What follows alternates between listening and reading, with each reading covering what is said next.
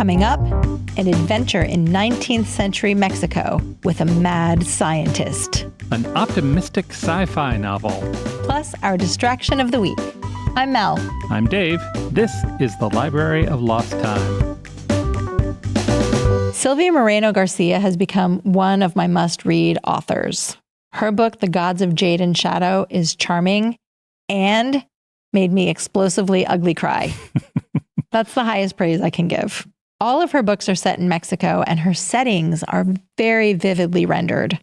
Her latest is The Daughter of Dr Moreau, and it's a riff on the sci-fi classic. She moves the action from an island to a ranch in 19th century Yucatan, Mexico, and gives it a feminist spin.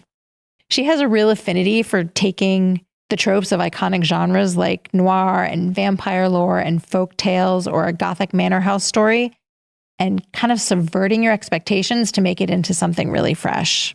The Daughter of Dr Moreau combines fantasy, adventure, and a little romance. It's out on July 19th, and I can't wait to read it. My book is A Prayer for the Crown Shy by Becky Chambers. There's a subgenre of speculative fiction that is new to me. It's called hope punk. I love that name. I do too. Hope punk. Yep. Wikipedia describes hope punk as being about positive change, radical kindness, and communal responses to challenges. One of the leaders in that movement is the author Becky Chambers. The second volume of her Monk and Robot series just came out. As the title of the series suggests, it's about a monk and a robot. It's right there in the title. It is. The first book in this series was a psalm for the wild built. It was enthusiastically received by both reviewers and readers. I'm curious to see what the second volume is like. It's A Prayer for the Crown Shy by Becky Chambers. And now our distraction of the week. Let's start here. Timbuktu is a real place.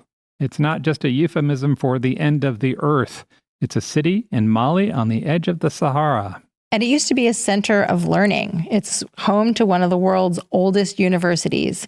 In 1450, the population was 100,000 people, and a quarter of them were scholars. Back then, Mali was also one of the wealthiest nations on earth. Caravans traded in salt, gold, and sadly, slaves.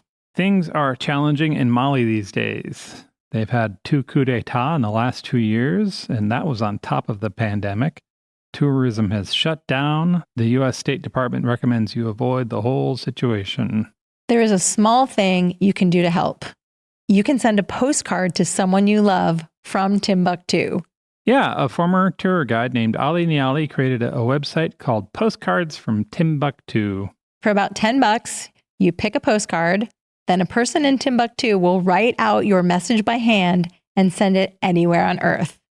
Each one is stamped at the Timbuktu post office. The postcards feature camel caravans and historic landmarks and art from Timbuktu's last master calligrapher. I love this project because it supports Malian people on the ground in Timbuktu. And you get to think of a clever message for your postcard. I love you from here to Timbuktu, maybe. That's a good one. Or, with the reception I'm getting from you, I might as well be in Timbuktu. Visit strongsenseofplace.com/library for more details about the books we mentioned and how you can send a postcard from Timbuktu. Thanks for joining us in the Library of Lost Time. Remember to visit your local library and your independent bookstore to lose some time yourself. Stay curious. We'll talk to you soon.